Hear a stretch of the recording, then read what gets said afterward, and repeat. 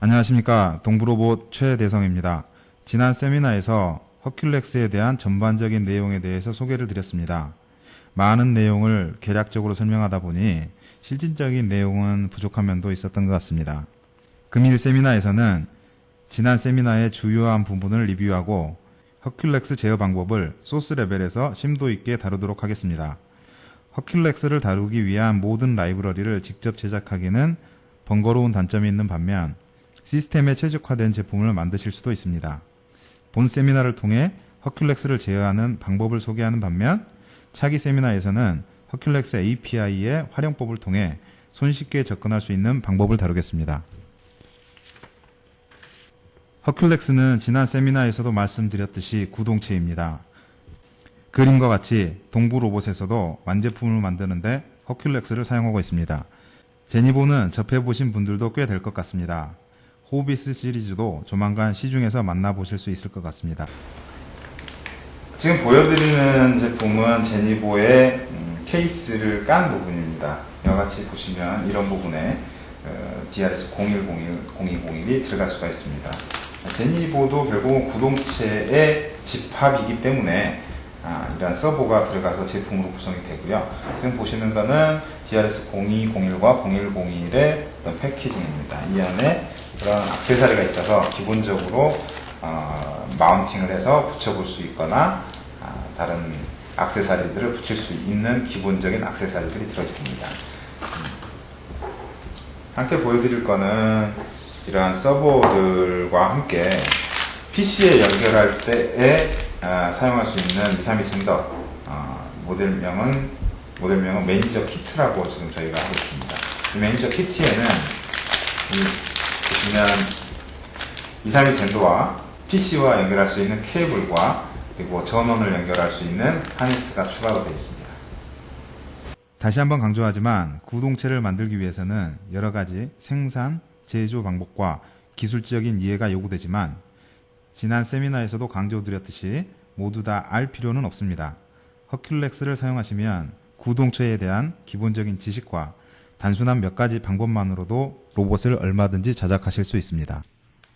허큘렉스를 사용함에 있어서 몇 가지 기본 지식이 필요하다고 말씀드렸던 항목 중 주요한 항목만 되짚어 보겠습니다. TV를 살 때도 CRT, LCD, PDP 등을 구분하게 됩니다. 마찬가지로 구동체인 허큘렉스를 선택할 때에도 몇 가지는 알고 계셔야 됩니다. 가장 기본적인 스펙은 힘, 즉 토크와 속도입니다. 이외에도 구동각, 정밀도 역시 중요한 요소입니다. 지난 시간에 이야기했던 내용들이기 때문에 자세한 내용은 빼고 간략하게 소개만 하고 넘어가겠습니다. 시중에서 구매 가능한 허큘렉스 시리즈는 현재 두 가지입니다. 두 가지 모델은 토크와 속도로 손쉽게 구분 지으실 수 있습니다. DRS 0101은 12kg/cm, 즉 토크입니다. 그리고 속도는 0.166 sec/60°. DRS 0201은 20kg/f/cm, 즉 모멘트, 토크, 그리고 속도는 0.147 sec/60°입니다. 그 외의 구동각이나 정밀도 등은 DRS 0101, 0201 모두 같습니다. 허큘렉스를 제어하기 위해서는 그림과 같이 제어기 또는 PC와 연결되어야 합니다. 허큘렉스는 RS232C TTL 레벨 통신을 합니다. 따라서 PC와 직접 연결할 때는 RS232 젠더가 필요합니다. 시중에서 판매되는 RS232 젠더 매뉴얼입니다. 서버와 젠더, 그다음에 PC 사이의 연결 흐름을 보여드리고 있습니다. PC에 케이블을 연결하시고 이 232 젠더와 서버를 연결하시면 PC에서 직접 서버를 컨트롤할 수 있습니다. 이때의 핀맵은 주의 깊게 봐주셔야 됩니다. 동부로봇에서 판매되는 규격품을 사용하지 않고 직접 제작하실 경우에는 커넥터 핀맵을 주의하셔서 배선하셔야 됩니다. 핀맵들은 이 부분에 나와 있으므로 유의 깊게 봐주시기 바랍니다. 이제부터는 본격적으로 허큘렉스의 제어 방법에 대해서 설명드리겠습니다. 허큘렉스는 앞서 말씀드린 바와 같이 RS232C TTL 레벨 통신을 합니다. 규정된 방식으로 패킷을 만들어서 전송, 즉 리퀘스트 하시면 허큘렉스가 판독하고 이에 따라 동작하게 됩니다. 패킷의 구성은 이와 같습니다. 헤더, 패킷 사이즈, ID, 커맨드, 체크섬 2바이트와 그리고 데이터 영역이 붙게 됩니다. 헤더는 패킷의 시작을 뜻합니다. 0x, FF를 연속해서 2번 사용합니다. 패킷 사이즈는 패킷의 총 바이트 수를 뜻합니다. 최대 223바이트로 구성될 수 있습니다. 최소 패킷 사이즈는 7바이트로서 데이터가 없는 경우, 즉 이 데이터가 없는 경우의 패킷 사이즈는 총 7바이트가 됩니다. PID는 패킷을 수령하는 서버의 아이디입니다. PID는 서버의 아이디와 동일하게 0부터 253까지 부여될 수 있습니다. PID 254는 브로드캐스트 아이디로서 모든 서버가 패킷을 수령해서 동작하게 됩니다. 즉 패킷에 대상되는 서버는 모든 서버가 됩니다. CMD는 서버가 수행할 커맨드로 패킷의 의미를 나타냅니다. 총 9종류의 CMD로 구성되어 있습니다. 서버에서 제어기로 응답하는 패킷, 즉 에크 패킷의 커맨드는 제어기에서 서버로 보낸 리퀘스트 커맨드에 0x402 비트 5화되어 있습니다. 여기 보시는 바와 같이 에크 커맨드는 리퀘스트 커맨드에 0x402 5화링 되어 있습니다. 체크섬은 패킷의 건전성을 확인하기 위해 사용합니다. 헤더를 제외한 패킷의 나머지 바이트, 즉 헤더를 제외한 패킷의 나머지 바이트들을 X5와 익스클루지브 5화 한 후 0xF 에코로 비트 엔드 시킵니다. 세부적인 사항은 소스 코드에서 함께 확인하도록 하겠습니다. 데이터는 커맨드에 따라 길이가 달라질 수 있습니다. 총 패킷 사이즈가 223에서 기본적으로 들어가는 7바이트를 빼면 데이터 영역은 최대 216바이트가 됩니다. 이와 같은 패킷의 구성을 C코드로 작성해 보았습니다. 앞서 말씀드렸던 내용을 구조체로 그대로 옮기면 이와 같은 순서가 됩니다. 구조체 선언하시고 헤더 2바이트, 패킷 사이즈 1바이트, PID를 소스 코드에서는 치바이드로 썼습니다. 그 다음에 CMD, 체크섬 2바이트의 데이터 영역이 따르게 됩니다. 이 데이터 영역을 공용체로 설계해 두었습니다. 공용체로 설계해 둔 이유는 어떤 코드의 시인성과 가독성을 위해서입니다. 이 공용체로 설계하지 않고 직접 이 안에 들어갈 데이터들을 용도에 맞게 각각 만드시고 이 구조체를 그 용도에 맞게 여러 개를 생성하셔도 무방합니다. 다만 코드의 재활용성과 가독성 입장에서는 이와 같이 공용체를 설계를 하시고 하나의 패킷에서 하나의 구조체에서 접근하실 수 있도록 하시는 게 추천합니다. 공용체의 구성 요소에 대해서 알아보겠습니다. 이와 같은 공용체가 쓰이지 않는 패킷이 있습니다. 즉 기본적인 이 7바이트만으로 이루어진 패킷으로 스테이트, 리부트, 커맨드의 리퀘스트 패킷이 이에 해당합니다.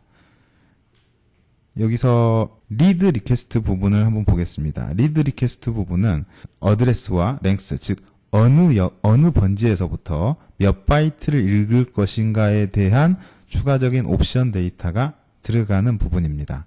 라이트 리퀘스트는 역시 마찬가지입니다. 어느 어드레스에서부터 몇 바이트를 어떤 내용으로 채울까에 대해서 나와 있습니다. 스테이트는 스테이트 커맨드의 에크 패킷에서 활용합니다. 에크 패킷이 넘어올 때 스테이터스 에러와 스테이터스 디테일이라는 레지스터 값이 이 구조체의 순서대로 쌓이게 됩니다. 보시는 바와 같이 이 구조체 하나에 이와 같은 모든 목적성을 다 부여할 수가 있기 때문에 사용자는 하나의 구조체에서 어떠한 공용체를 이용해서 데이터를 접근하는 거냐에 따라서 어드레스나 랭스, 데이터 또는 스테이터스 이러한 부분들을 변수 이름으로 직접 접근하실 수 있습니다. 참고로 비트 베리어블 사이즈 또는 비트 필드는 컴파일러 또는 컴파일러의 설정에 따라 차이가 날 수 있습니다. 비트 베리어블 사이즈를 16비트 기준으로 예시를 했습니다. 또한 프로세서에 따라 스트럭처 바이트 얼라인이 다를 수 있습니다. 본 예제에서는 1바이트 얼라인을 사용합니다. 윈도우 툴에서는 프리프로세서라는 전처리기로 변경이 가능합니다. 이렇게 전처리기에 팩 형태를 1바이트로 바꾸고 그 다음에 그 구조체나 공용체 설계가 끝나신 후에는 팩을 다시 팝해서 원복시켜 주시면 됩니다. 다음은 이 공용체에서 I조구와 S조구 부분을 보겠습니다. I조그와 S조그는 허큘렉스를 구동할 때 사용합니다. I조그와 S조그를 통해 여러 개의 서버에 동시 지령을 내릴 경우 패킷의 PID는 0xFecho, 즉 브로드캐스트 ID를 사용하셔야 됩니다. I조그와 S조그의 구조체를 표기해 봤습니다. 보시면 S조그와 I조그의 구성 요소는 동일합니다. 차이는 1바이트의 조그 타임 밀리세크라는 목표 위치까지 도달하는 시간의 변수가 어느 부분에 있느냐의 차이입니다. 지금 I조그는 보시면 I조그의 서버에 해당하는 데이터 영역 안에 이 시간이 있습니다. S조그는 각 서버의 데이터는 이 부분에 있고 이 부분은 이 구조체 안에 있습니다. 그리고 이 변수는 밖에 빠져나와 있어서 모든 서버가 동일한 시간을 가지고 동작을 하게 되고요. I조그는 반대로 모든 서버마다 각각의 시간을 할당할 수 있습니다. 변수들 하나하나를 살펴보겠습니다. UI조그 데이터는 위치 제어에서는 포지션, 무한회전에서는 속도값을 나타냅니다. UI스탑은 구동을 긴급하게 정지할 때 사용합니다. 서버를 사용해 보신 분이라면 구동 중인 서버를 정지할 수 있는 방법을 생각해 보십시오. 구동 중인 서버를 긴급하게 정지를 할 때는 새로운 커맨드를 주거나 서버를 풀거나 하게 됩니다. 근데 서버를 풀면 이동 중에 어떤 관성 때문에 추가로 가기도 하고 새로운 명령을 내리면 동작이 오버슈트나 지터 생기듯이 툭툭 튀게 될 수 있습니다. 반면 저희 UI 스탑이라는 플래그를 쓰시면 구동 중에 긴급하게 지터 없이 정지할 수 있습니다. UI 모드는 구동 모드를 정의합니다. 1은 무한회전, 0은 위치 제어 모드를 뜻합니다. UI LED는 서버의 삼색 LED를 구동과 병행해서 제어할 수 있습니다. 즉 구동 명령 안에 LED 명령이 포함되어 있기 때문에 구동과 동기돼서 LED가 켜지거나 꺼지게 됩니다. UI 조그 인밸리드는 경우에 따라 유용할 수 있습니다. 이 부분은 추후에 설명을 드리도록 하겠습니다. UCID는 명령을 수행할 서버의 아이디입니다. 이 아이디와 PID는 구분하셔야 됩니다. 조금 전에 패킷의 구성에서 PID는 이 패킷을 수령하는 아이디를 결정을 합니다.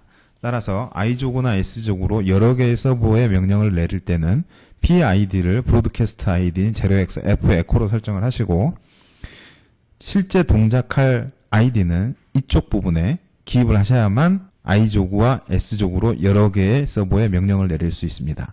반면 하나의 서버에만 지령을 하실 때는 이 ID와 PID는 동일하게 지정하시면 됩니다.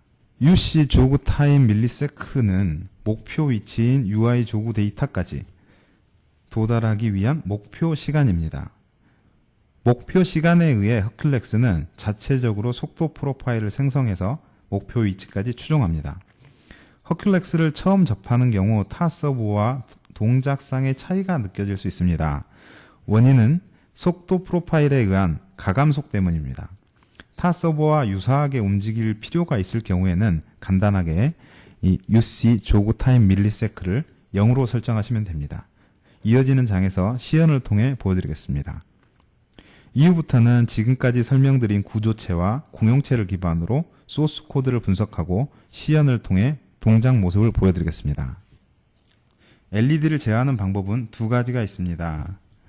램 레지스터의 LED 컨트롤을 변경, 즉 램 라이트 커맨드를 통해서 LED 상태를 바꾸실 수 있습니다. 또 하나는 앞서 말씀드렸듯이 I조그나 S조그의 UI LED라는 변수를 통해서 구동과 동기되어 LED를 변경하실 수 있습니다. 여기서는 램 레지스터의 LED 컨트롤을 변경하는 방법을 다루겠습니다.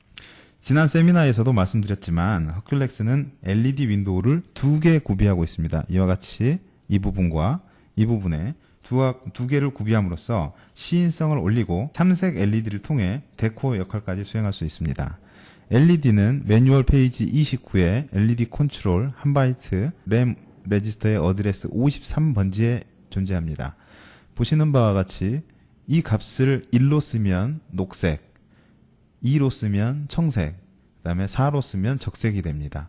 물론 3을 쓰면 녹색과 청색이 같이 켜지게 됩니다. 소스 코드를 먼저 보겠습니다. 소스 코드에서 보시면 버튼 이벤트에 LED change request라는 함수를 부르도록 되어 있습니다. 이 함수를 가보시면 아규먼트로 레드와 블루와 그린을 불리한 값으로 받게 됩니다. 아까 말씀드렸던 구조체를 선언하시고 그 다음에 헤더에 각각 0xf F를 2바이트 넣어주시면 됩니다. ID는 전체 서버에 명령을 내리실 때는 브로드캐스트 ID를 넣으시고 그렇지 않은 경우에는 해당 ID를 넣으시면 됩니다. 이 부분은 제가 UI상에서 에디트박스와 연결하는 부분이기 때문에 사용자를 직접 지정하셔도 됩니다. 그 다음에 커맨드는 램 레지스터, 즉 이 LED 컨트롤이 램 레지스터에 있으므로 램 레지스터를 라이트하는 커맨드를 넣어주셔야 됩니다. 라이트하는 커맨드는 0x03입니다. 그리고 나서 라이트 리퀘스트라는 공용체로 접근을 해서 어드레스 부분에 램 레지스터에 LED 컨트롤의 어드레스, 즉 53번지를 넣어주시고 LED 컨트롤은 1바이트이기 때문에 이 부분에 2를 써주시면 됩니다. 데이터는 LED의 값입니다. 일단 0으로 클리어하신 후에 레드면 4, 블루면 2, 그린이면 1을 써주시면 됩니다. 여기서 주석으로 막아놓은 부분을 같이 한번 보겠습니다. 이와 같이 라이트 했을 때 라이트 공용체를 통해서 접근을 하면 어드레스 랭스 데이터에 어떤 값을 넣겠다라고 됩니다. 근데 주석을 해놓은 부분을 보면 공용체를 쓰지 않았을 때는 배열에 0번지의 어드레스, 1번지의 길이, 그 다음에 3번지, 2번지부터 LED 값들을 쓰게끔 되어 있기 때문에 이 부분과 이 부분의 코드 시인성은 명백하게 차이가 날 수 있습니다. 그리고 패킷을 만드신 후에 패킷 사이즈를 정의하시고 패킷 사이즈는 기본적으로 미니멈 패킷이 7바이트라고 했습니다. 7바이트에 어드레스와 랭스 2바이트, 그 다음에 LED 컨트롤이라는 값의 1바이트에서 총 10바이트가 됩니다. 그리고 책섬을 만들고 나서 패킷을 전송하시면 LED 값이 바뀌게 되어 있습니다. make checksum 함수를 보겠습니다. make checksum 함수는 패킷의 데이터를 그대로 받고 checksum 부분을 포인터로 받게끔 되어 있습니다. 이 checksum을 만들 때 보시면 패킷 사이즈부터 chip ID, 즉 패킷의 PID, 그리고 커맨드, 그 다음에 데이터 부분들을 모두 다 exclusive 오화하고 있습니다. exclusive 오화한 후에 0xf 에코로 비트 end를 해서 저장하게 되어 있습니다. 두 번째 체크섬은 첫 번째 체크섬을 뒤집어서 똑같이 0xf 에코로 end 하시면 됩니다. 이와 같이 패킷을 만들 때 헤더부터 패킷 사이즈까지를 구성하시고 체크섬을 만들고 샌드 하면 허큘렉스가 동작을 하게 되어 있습니다. 시연에 앞서 환경을 먼저 설명을 드리겠습니다. 말씀드렸던 232 젠더고요. 이게 PC와 연결이 되어 있습니다.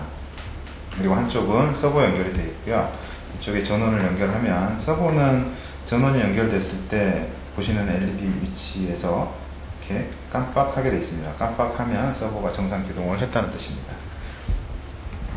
이와 같이 연결된 상태에서 이 UI를 통해서 앞서 말씀드렸던 소스를 가지고 이와 같은 UI를 만들어 봤습니다.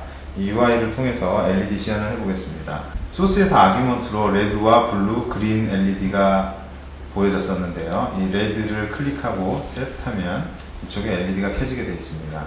LED는 두 방향에서 보이는데 이와 같이 기구물이 연결이 되면 한쪽 방향의 LED는 가려지는 경향들이 있습니다.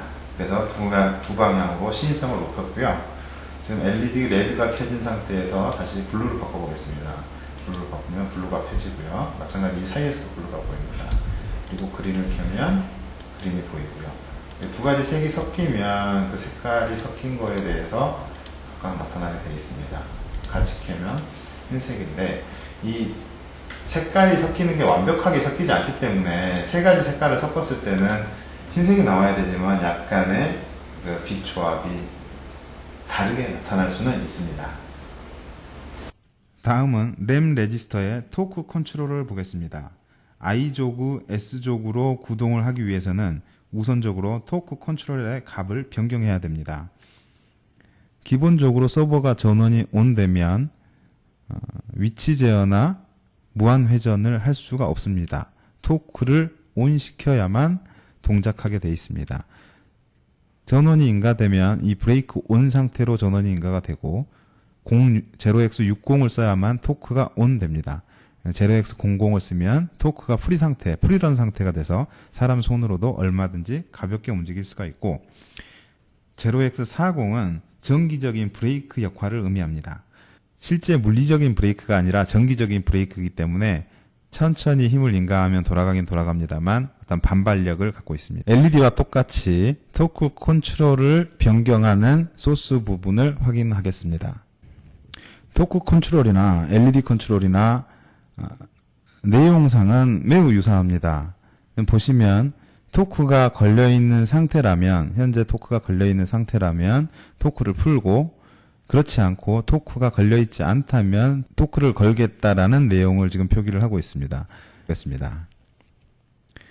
함수에서 보시면 아규먼트로는 토크의 상태를 풀 것인지 또는 브레이크 상태로 유지할 것인지 토크를 걸 것인지를 결정하는 아규먼트가 하나 들어오게 되어 있습니다. 좀 전과 같이 헤더에는 0xFF를 2바이트 연속으로 넣으시고 ID는 원하는 ID를 삽입하시면 됩니다. 커맨드는 LED 컨트롤과 동일하게 램 레지스터를 바꾸는 거기 때문에 0x03을 입력합니다. 토크 컨트롤의 어드레스는 52번지이기 때문에 52를 넣고 1바이트 변수이기 때문에 1을 넣습니다. 그리고 데이터 영역에는 토크 컨트롤 값을 어떤 값으로 쓸지, 브레이크 모드를 쓸지, 토크 온을 쓸지, 프리런 상태를 만들지에 대한 값을 입력하시고 패킷 사이즈를 넣으시고 메이크 책상을 만든 후에 전송하면 서버는 토크 온 상태가 됩니다. 마찬가지로 최소 패킷 사이즈가 7바이트에 어드레스 랭스 2바이트, 그 다음에 토크 상태의 값 1바이트를 통해서 총 10바이트가 됩니다. 지금 LED는 일단 끄고요. 서버는 전원이 인가되고 나면 반짝하면서 켜지고 나서 브레이크 모드 상태가 됩니다. 이 브레이크 모드 상태에서는 사람이 손으로 천천히 움직이면 움직이지만 뻑뻑한 상태가 되고요. 정기적인 브레이크가 되고 브레이크를 풀면 이와같이 프리런 상태가 됩니다. 그리고 이 상태에서 서버를 온 시키면 이와같이 힘이 인가돼서 움직이지가 않습니다. 이 토크 온, 브레이크 온, 그 다음에 프리런 상태, 이 상태를 보시면 되고요. 이러한 값들은 이 레지스터 내부에서 보여지게 되어 있습니다. 이게 램 레지스터 부분을 쭉 바이트별로 보여드리는 거고요. 그 중에 토크 컨트롤은 이 부분에서 보여줍니다. 제가 한번 해보겠습니다. 토크 컨트롤이 0인 상태에서는 이와 같이 프리런 상태가 되고요. 제가 브레이크를 걸어보겠습니다. 브레이크를 걸면 지금 64, 이거를 헥사로 보면 0x40이 됩니다. 40 상태에서는 정기적인 브레이크가 걸려있는 상태가 되고요. 그 다음에 서버 ON을 하면 0x60이 되면서 힘이 걸리게 되어 있습니다. 다음은 램 레지스터의 스테이터스 에러와 스테이터스 디테일을 알아보겠습니다. 2바이트로 이루어지며 허큘렉스의 상태를 나타냅니다. 지금 2바이트는 이와 같이 표현되며 스테이터스 에러와 스테이터스 디테일을 나타내고 있습니다. 총 7가지의 에러를 나타내고 있고 스테이터스 디테일에서는 7가지의 상태를 표현합니다. 그 중에 4가지는 인밸리드 패킷의 어떤 구성이 잘못되었을 경우에 상세적인 에러를 표시하고 그 외에는 모터가 동작 중인지 그리고 모터의 토크가 온되어 있는지 정위치에 도달했는지 등의 상태를 표현하고 있습니다. 이 스테이터스 값을 취득하는 데는 2가지 방법이 있습니다. 스테이트 커맨드를 통해서 에크 패킷을 받거나 아니면 리드 커맨드나 기타의 어떤 회신이 있는 커맨드를 요청을 하면 에크 패킷이 전달되게 되어 있습니다. 이 에크 패킷에는 공통적으로 마지막 2바이트에 스테이터스 에러와 스테이터스 디테일을 포함하도록 되어 있습니다. 따라서 에크 패킷을 주기적으로 요청한다면 스테이트 커맨드 요청을 별도로 하실 필요가 없습니다. 앞서 봤던 공용체의 tptc 스테이터스 태그를 사용하시면 스테이터스 에러 값과 스테이터스 디테일의 어떤 변수 이름으로 접근이 가능하십니다. 만일 스테이터스 에러가 발생하게 되는 경우에 램 레지스터의 LED 폴리시와 토크 폴리시에 따라 동작 명령이 무시될 수 있습니다. 이 경우에는 스테이터스 에러를 먼저 클리어 하시고 동작 명령을 내려주셔야 정상 동작합니다.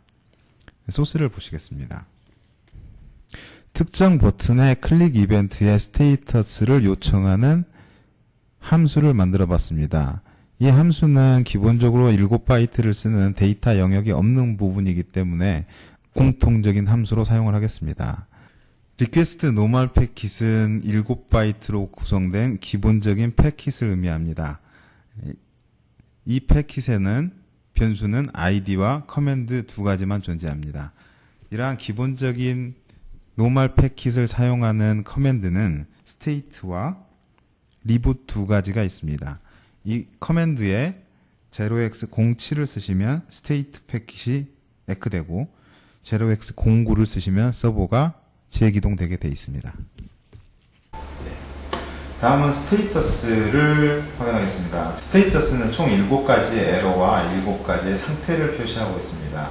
지금 현재 값을 읽어보면 이와 같이 스테이터스는 0이고요. 그 값들이 올라오는 거를 한번 보겠습니다. 제가 다시 한번 눌러보겠습니다. 스테이터스를 누르면 서버에 요청하는 패킷의 형태는 이와 같습니다. FFFF 헤더가 포함이 되고 총 바이트는 노멀 패킷이기 때문에 7바이트입니다. 그리고 id와 커맨드는 0x07, 그 다음에 책섬이 되고요. 이 07에 대한 커맨드의 회신 패킷은 앞에 40이 오어링 되기 때문에 47이 됩니다. 47로 회신이 되고 뒤에 스테이터스 2바이트가 되기 때문에 7바이트가 아니라 9바이트로 회신이 옵니다. 회신 9바이트의 스테이터스는 지금 현재 다 0인 상태고요. 제가 상태를 살짝 바꿔보겠습니다. 서버 ON을 시켜놓고요. 제가 스테이터스를 요청해보면 아까는 스테이터스가 00이 올라왔는데 지금은 뒷부분에 42가 올라오고 있습니다. 42는 현재 토크가 걸려있고 그 다음에 목표 위치에 도달해 있다는 뜻의 상태를 표시하고요. 에러는 지금 모두 다 0인 상태를 나타내고 있습니다. 스테이터스 에러가 발생했을 때 LED나 토크나 이런 부분에서 오류가 발생할 수 있다라고 제가 말씀드렸습니다. 제가 임의로 책섬 에러를 전송을 해보겠습니다. 책섬 에러를 해서 스테이터스를 요청해 보면 이 패킷 오류가 나타나고요. 그 패킷 오류 중에 책섬 오류라는 게 나타나고 있습니다. 이때 상태를 보면 오류 상태에서는 LED가 이와 같이 껌뻑껌뻑하게 되어 있고요. 이 상태에서 제가 LED를 바꿔보겠습니다. 아까는 LED를 셋하면 켜졌는데 지금 블루 LED가 켜지지 않고 계속 그 깜빡깜빡하는 에러 상태를 표시하고 있습니다. 이런 경우에는 스테이터스 이 에러를 클리어하고 나서 제가 임의로 다시 블루를 해보면 이와 같이 블루 LED가 들어오게 되어 있습니다. 즉, 이 서버에는 이런 폴리시가 있습니다. 정책이 알람 LED를 어떻게 켤 거냐에 대한 정책과 토크를 ON 시킬 것인가 오프 시킬 것인가에 대한 정책이 있습니다. 지금 여기서 보시면 제가 패킷 에러를 임의로 발생을 시켰기 때문에 빨간색이 깜빡이었고요. 그 깜빡인 상태에서는 제가 블루 LED를 켜도 안 됐습니다. 그거를 에러를 클리어하고 나면 이와 같이 블루나 레드나 그린과 같은 LED가 동작을 하게 되어 있습니다. 따라서 깜빡거릴 때는 레드 LED가 깜빡거릴 때는 오류 상태이기 때문에 스테이터스 에러를 클리어 시켜 주셔야 됩니다. 앞서 몇 가지 설정과 스테이트 커맨드를 통해 패킷의 기본 구성에 대해서 살펴보았습니다. 이번에는 보다 포괄적으로 램 리드와 라이트, EP 리드와 라이트를 살펴보겠습니다. 앞서 구조체와 공용체에서 봤듯이 램과 롬 레지스터 맵 자체를 구조체로 설계해 두시면 코드의 효율성과 시인성이 높아질 수 있습니다. 지금 화면에서 보시는 램 리드 함수입니다. 램 리드 함수는 아규먼트로 id와 어드레스, 그 다음에 랭스가 있습니다. 보시면 이 함수는 램의 특정 위치부터 개수를 원하는 개수만큼을 회신해 달라라는 요청 패킷입니다. 앞서 봤던 대로 헤더를 넣고 패킷 사이즈를 입력하시면 됩니다. 패킷 사이즈는 미니멈 패킷인 7바이트에 어드레스와 랭스가 포함돼서 총 9바이트가 됩니다. 아이디는 원하시는 대상 서버의 아이디를 넣으시고 커맨드는 램 리드이기 때문에 0x04를 입력하시면 됩니다. 어드레스와 랭스를 넣고 책섬을 넣고 샌드 하시면 됩니다. 이 램 리드에 반대되는 부분이 램 라이트입니다. 램 라이트는 앞선 예제에서 LED 컨트롤이나 토크 컨트롤의 값을 변경하는 것과 동일합니다. 여기서는 UI와 연동되게끔 구성을 해두었습니다. 램 라이트 함수를 보겠습니다. 일부 내용은 UI와 연동되어 있습니다. 헤더와 ID, 커맨드는 지속적으로 반복되기 때문에 앞으로는 좀 설명을 줄이겠습니다. 어드레스, 원하는 번지부터 몇 바이트를 쓸 것인가를 표기하고 있습니다. 이 예제에서는 0번지부터 라이트 가능한 어드레스 54번지까지 전체 내용을 쓰도록 했습니다. 특정 UI에서 값을 가져와서 54바이트를 모두 저장을 하고 이 부분들을 책섬을 만들어서 전송하게 됩니다. 이때 패킷 사이즈는 미니멈 패킷인 7바이트에 어드레스와 랭스 2바이트 그리고 총 54바이트를 쓰기 때문에 이 변수인 랭스 54바이트가 저장되어 있는 랭스 값을 포함하게 되어 있습니다. 이 포함을 하게 되면 총 63바이트가 되고요. 책섬을 만들고 샌드 하면은 원하는 레지스터 값들이 모두 바뀌게 되어 있습니다. 이와 같이 한 번에 전체를 다 바꾸실 수도 있고요. 그렇지 않고 앞서 보여드렸던 예제처럼 특정 LED 컨트롤이나 터크 컨트롤의 적당한 어드레스의 부분만을 수정하실 수도 있습니다. 지금 보여드리는 예제들은 샘플 코드이기 때문에 본 코드를 보시고 사용자들이 첨삭을 하셔서 쓰시면 되겠습니다. 다음은 EEP롬을 읽고 쓰는 부분입니다. 서버의 프로토콜과 패킷의 구성은 일관되게 설계되어 있기 때문에 같은 내용들이 주기적으로 계속 반복되게 됩니다. 마찬가지로 헤더 넣고 사이즈 넣고 아이디 넣고 커맨드 넣고 데이터를 넣게 되어 있습니다. EEP롬 EEP에서부터 리드를 하는 패킷도 역시나 특정 어드레스에서부터 몇 바이트를 요청하는 거기 때문에 똑같이 패킷 사이즈는 미니멈 사이즈에 2바이트가 추가되게 되어 있습니다. 다만 다른 부분은 EEP 리드는 0x029, 램 리드는 0x049, EEP 라이트는 01, 램 라이트는 03이라는 부분입니다. 기본적인 구성은 똑같고 어드레스, 랭스가 있고 커맨드만 다른 내용들입니다. 보시는 바와 같이 함수는 비슷한 내용들이 계속 반복되게 되어 있습니다.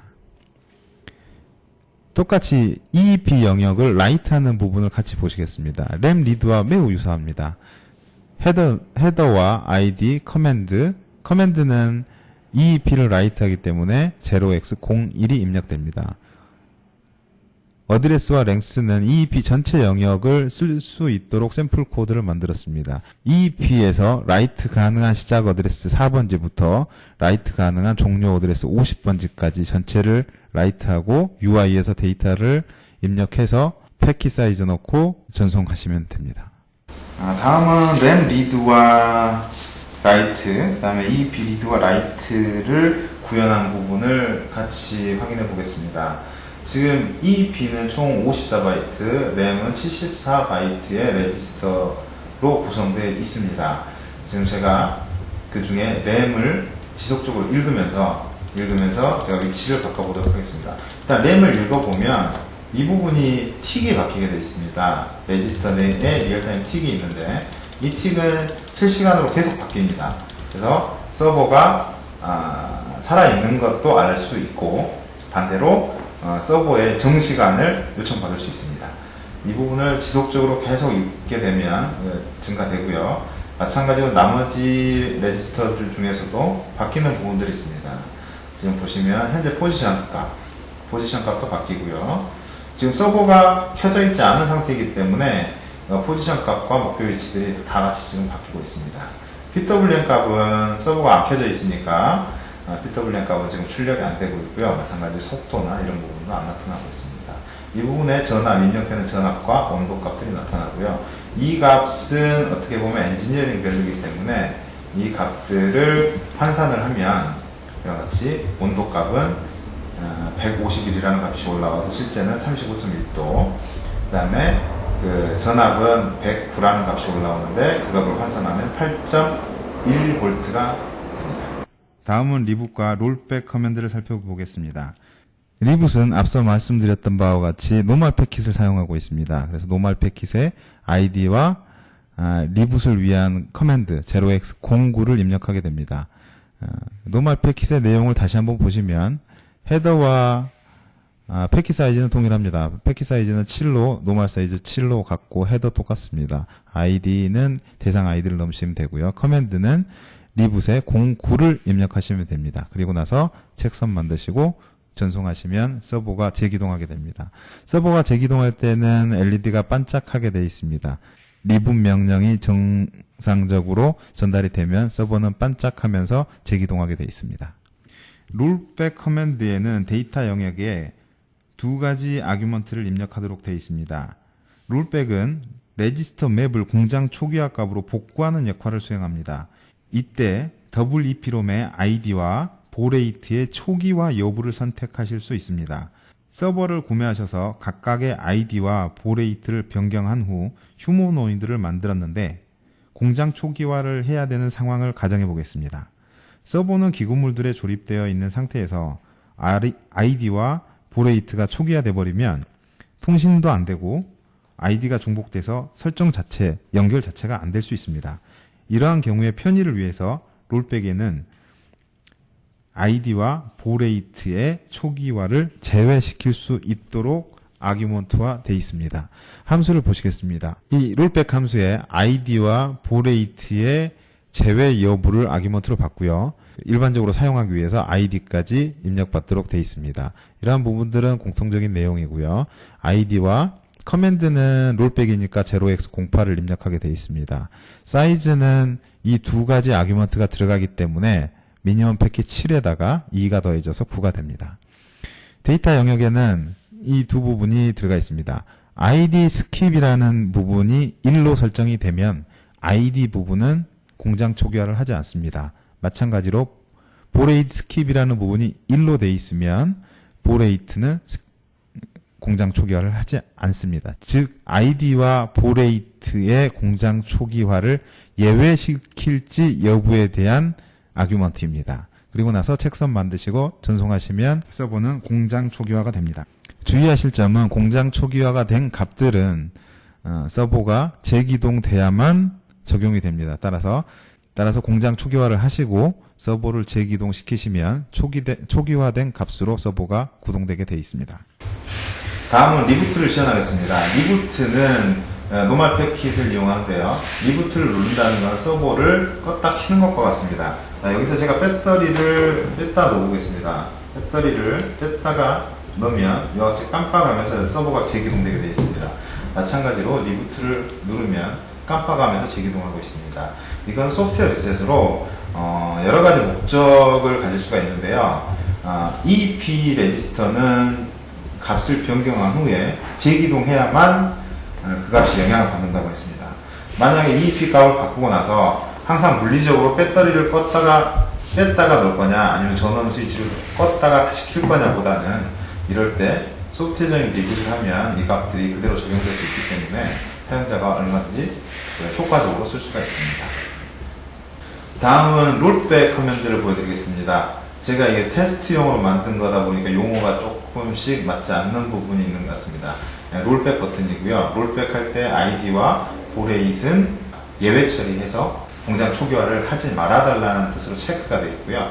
이걸 빼면 이 부분들도 다 초기화 값으로 변경되게 되어 있습니다. 제가 임의로 id 값을 바꿔보겠습니다. id를 5로 바꾸고요. EEP 라이트를 하면 지금 이 샘플 코드는 이 전체 영역, EEP의 전체 영역을 바꾸게 되어 있습니다. 자, 5로 바꾸고요. 지금 현재 253 id인데 제가 리붓을 시켜보겠습니다. 리붓을 하고 나면 이제부터는 값이 정상적으로 올라오지 않고 있습니다. 지금 보내기만 하지 회신되지는 않고 있습니다. 제가 5로 바꿨기 때문이고요. 이걸 5로 바꿔서 요청을 해보면 지금 이제 다시 되돌아오는 것들이 보이고 있죠. 지금 전체적으로 리드를 해보면 현재 ID 부분은 5가 됐습니다. 이거를 제가 공장 초기화를 해보겠습니다. 공장 초기화를 할 때 아이디를 예외 처리하지 않도록 체크를 빼고요. 아이디가 253으로 바뀌었습니다. 아이디가 253으로 바뀌었지만 이 팩토리 리셋은 재기동해야만 적용되도록 되어 있습니다. 자, 재기동을 한번 해보겠습니다. 재기동을 딱 해보면 서버가 꺼졌다 켜졌고요. 이때의 아이디를 읽어보면 상태를 요청해보면 역시나 요청만 하지 회신되지 않고 있습니다. 아이디가 바뀌었기 때문입니다. 아이디를 253번으로 읽어놔서 다시 요청을 해보면 값들이 다시 올라오는 거죠. 이와 같이 여러가지 서버 내부에 있는 설정들을 임의로 바꾸시고 시스템에 맞게끔 조정하실 수 있습니다. 조정하시다가 혹시나 원래 상태값으로 되돌리고 싶으실 경우에는 팩토리 리셋을 사용하시면 됩니다. 제가 임의로 이 아이디 부분을 통해서 시연을 보여드렸는데요. 이 아이디뿐만 아니라 개인값이나 여러가지 설정값들을 이와 같은 형태로 얼마든지 바꾸신 게 마음에 안 드시면 공장 초기화 상태로 되돌리실 수가 있습니다. 다음은 허큘렉스 본연의 목적인 구동, 즉 I조구와 S조구를 살펴보겠습니다. 먼저 S조구를 살펴보겠습니다. S조구의 S는 그 동일한 시간을 가지고서 서버가 움직인다는 뜻입니다.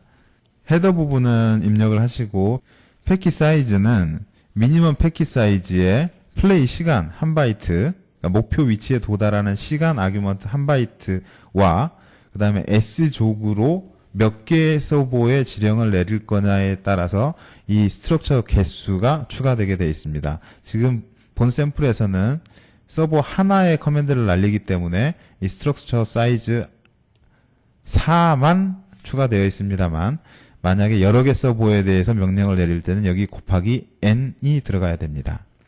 아이디는 여러 개 서버를 동시에 구동하고 싶을 때는 브로드캐스트 아이디를 쓰셔야 됩니다. 즉, 이 S조구의 대상 서버가 2개 이상일 때는 브로드캐스트를 쓰셔야 되고, 그렇지 않고 하나의 서버 지령만 할 때는 대상 서버의 아이디를 입력하시면 됩니다. S조구는 커맨드가 0x06입니다. 그리고 이와 같이 시간이 이 부분에 들어가고요. 이 시간은 자세히 보시면 이 스트럭처 S조구 데이터에 UC 조구 타임 미리세크입니다. 그리고 나머지 ID부터 목표 위치나 이런 부분들은 이 스트럭처 S조구 데이터의 하위에 있는 또 다른 스트럭처, 즉 하나의 서버의 아규먼트들을 포함하는 구조체가 별도로 들어가 있습니다. 레벨이 보시면 이 구조체 하단에 동일한 레벨에 있습니다. 만약에 여러 개 서버를 명령을 내리실 때는 이 배열 인덱스를 증가하시고 각각 서버에 대해서 설정을 하시면 됩니다. 이 아이디는 서버의 대상 아이디입니다. 이 아이디와 이 아이디를 구분 지으셔야 됩니다. 여러 개 서버의 여러 개 서버를 대상으로 패킷을 전송을 하실 때는 이 구조체 배열이 여러 개이기 때문에 각각 대상 아이디를 이쪽에다 할당을 하시고요. 브로드캐스트 아이디는 이쪽 패킷의 칩 아이디에다가 입력하시면 됩니다. 그리고 동작 모드는 위치 제어 모드냐 아니면 무한 회전이냐 앞서 말씀드린 대로 값을 넣어주시면 되고요. 0이면 위치 제어 모드입니다. 목표 위치와 스탑 여부, 그 다음에 LED 값을 입력하시고 책상을 만드신 후에 패킷을 전송하시면 됩니다. 지금 이 부분은 무한 회전일 경우에 역방향 회전의 설정 방법입니다. 정방향일 경우에는 속도값만을 넣으시면 되고요. 역방향 회전을 할 때는 0x 4000번을 비트 엔드 시키시면 역방향 회전이 됩니다. 즉 정방향 회전은 4000 이하의 값, 즉 0부터 1023까지만 쓰시고요.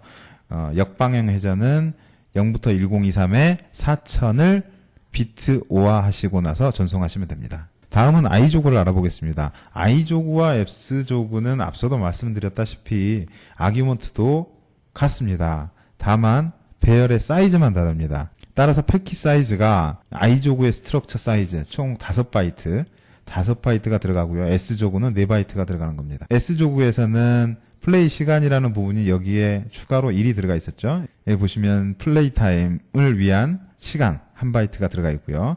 iJOG는 그 1바이트가 이 스트럭처 사이즈 안에 들어있기 때문에 그 부분이 빠지게 됩니다. 마찬가지로 여러 개의 서버에 명령을 하달하실 때는 여기 곱하기 n이 돼야 됩니다. sJOG와 마찬가지로 여러 개의 서버에 명령을 하실 때는 브로드캐스트 아이디를 설정하시면 되고요. 그 안에 아이디부터 유의하셔야 될 부분은 목표 시간까지를 하나의 서버 명령에 넣으셔야 됩니다. 여러 개 서버일 경우에는 이 배열 인덱스가 추가돼서 하나를 만들어 볼까요?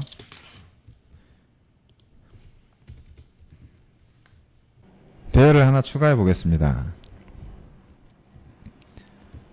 배열 인덱스를 이와 같이 하나 올리시고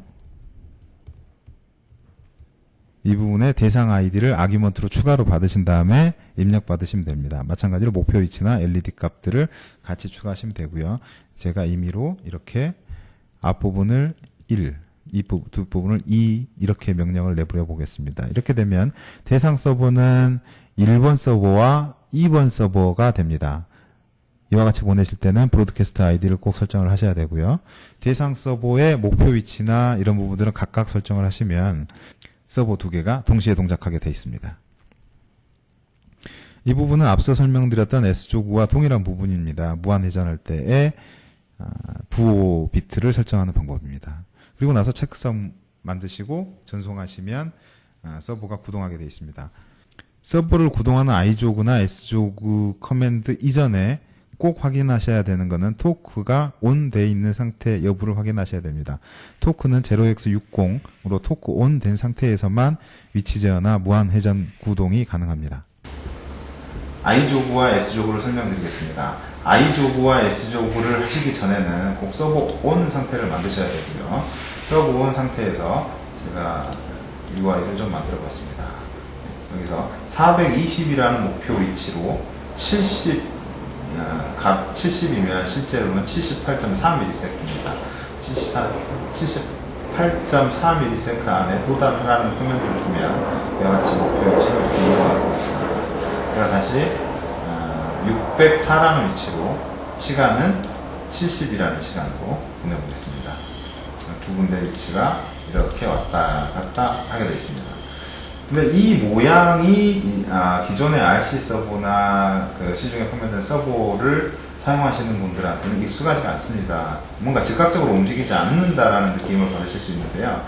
이거는 이 부분을 0으로 바꾸시고 움직여 보시면 일반 서버와 동일한 형태의 움직임을 보실 수가 있습니다. 지난 세미나에서 말씀드렸던 PID 개인에 대해서 살펴보겠습니다. 교과 과정이나 실습 시간에도 자주 나오는 부분이긴 합니다. 물리적인 의미로 보면 비례 개인은 스프링, 미분 개인은 댐퍼로 볼 수 있습니다. 즉 스프링이 커지면 동작은 이와 같이 오실레이션 하고 댐퍼가 커지면 이 오실레이션이 작아지면서 이렇게 잡히게 되어 있습니다. 그리고 I 개인은 정상 상태 오차로 이 트랜전트 상태의 변화는 크게 이루어지지 않지만 이 정상 상태의 오차를 줄이는 역할을 합니다. 이와 같이 정상 상태의 오차가 있을 때 I 개인을 주면 이렇게 목표 위치까지 도달하게 되어 있습니다. 소스를 보겠습니다. 개인을 변경하는 함수 역시 비슷합니다. 이 함수는 P 개인과 D 개인, I 개인 외에 추가로 피드포워드 1차, 2차 개인을 포함하고 있습니다. 이러한 부분들은 앞서와 동일하고요. 커맨드는 램 영역을 바뀌기 때문에 역시 0x03입니다. 어드레스는 이 개인이 24번지부터 피드포워드까지 포함해서 총 10바이트이기 때문에 24번지부터 10바이트를 입력하게 되어 있습니다. 여기서 개인 값들은 2바이트 변수입니다. 2바이트 변수를 입력하실 때에 비트 오더를 유의하셔야 됩니다. 이 개인의 하위 바이트를 먼저 입력하시고 상위 바이트를 다음번에 입력하시면 됩니다. 그래서 P개인부터 D개인, I개인, 피드포워드 개인까지를 입력하시고 체크섬을 만드시고 전송하시면 됩니다. 사이즈는 앞서 말씀드린 바와 비슷합니다. 미니멈 패킷인 7바이트에 어드레스 랭스 2바이트, 그리고 이 개인 값들 10바이트가 포함이 됩니다. 다음 개인을 좀 바꿔보겠습니다. 기본 개인은 지금 현재 제가 사용하는 서버는 DRS0201이고요. 기본 개인은 230, P 개인이 230, D 개인이 2500에 잡혀 있습니다. 지금 230에 2500으로 제가 동작하는 모습을 보여드리겠습니다.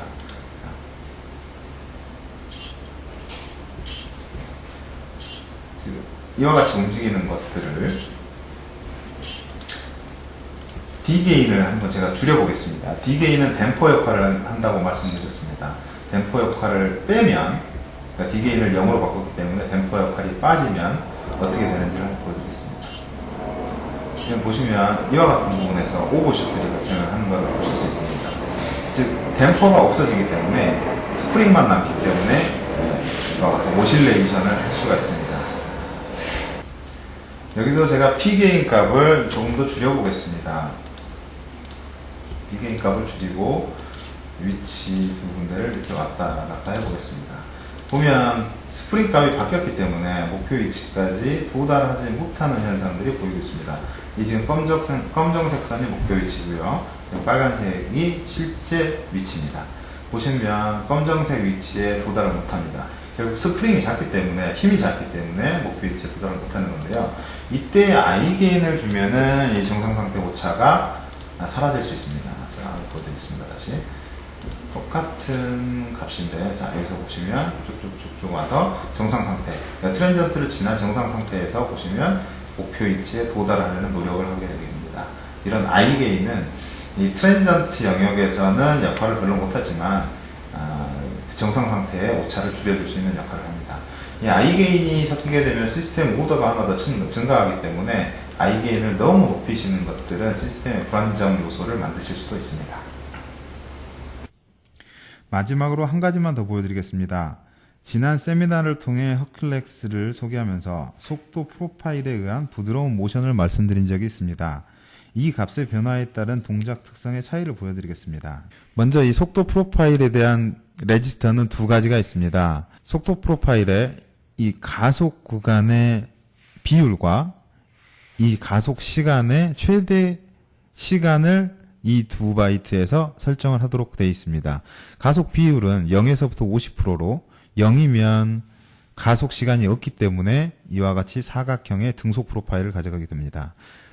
반대로 맥스로 50%면 가속 시간이 전체 시간에 비례해서 50%이기 때문에 이렇게 삼각형 프로파일을 갖고요. 0부터 50 사이의 값을 갖게 되면 이와 같이 사다리콜, 가감속, 등속 프로파일을 갖게 됩니다. 즉 가속해서 등속, 감속하게 됩니다. 속도 프로파일이 이와 같이 바뀌었을 때 위치가 어떻게 움직이는지는 나중에 시연을 통해서도 보여드리겠지만 우선적으로 한번 보시면 사다리꼴에 의해서 속도 프로파일링이 되면 이와 같은 S자 커브를 그리게 됩니다. 이 부분과 이 부분에서는 1차 속도, 그러니까 속도가 1차 직선 형태이기 때문에 위치는 2차 직선이 되고요. 이 사이에서는 등속이기 때문에 1차 직선이 됩니다.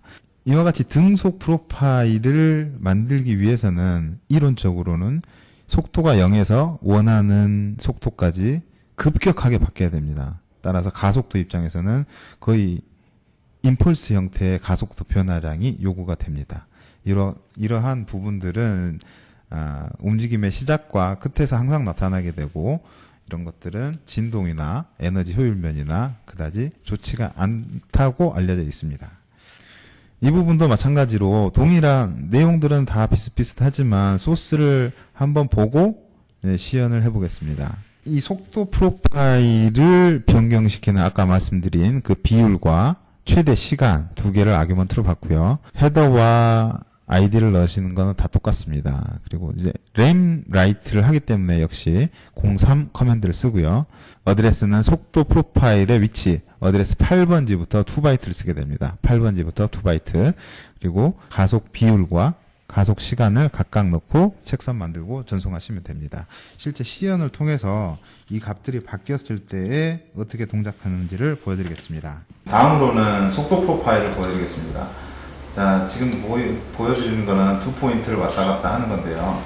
지금 이 플레이 시간이 목표 위치까지 도달하는 시간이 0이기 때문에 사실은 이때는 속도 프로파일이 거의 영향을 못 줍니다. 최대한 가능한 한도 내에서 빨리 도달을 해야 되는 게 목표 위치 0이라는 시간이기 때문이죠. 자, 근데 제가 이제 시간을 줘보겠습니다. 시간을 주면 이와 같은 커브가 나타나는데요. 이때에 제가 목표 위치에 도달할 때의 그 속도 프로파일을 보여드리겠습니다. 지금 여기서부터 여기까지 올라갈 때 속도 프로파일은 이와 같이 생성이 됩니다. 내부에서. 이 속도 프로파일은 이 1차 직선이 이 구간에서 보면 위치는 S자 커브를 그리게 되어 있습니다.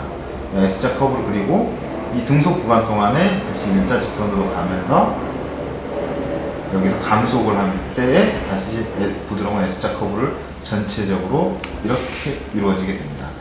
다음은 사각형 속도 프로파일을 보여드리겠습니다. 사각형 속도 프로파일은 가속과 감속 시간을 0으로 바꾸었을 때 나타나게 됩니다. 이때 구동을 해보겠습니다.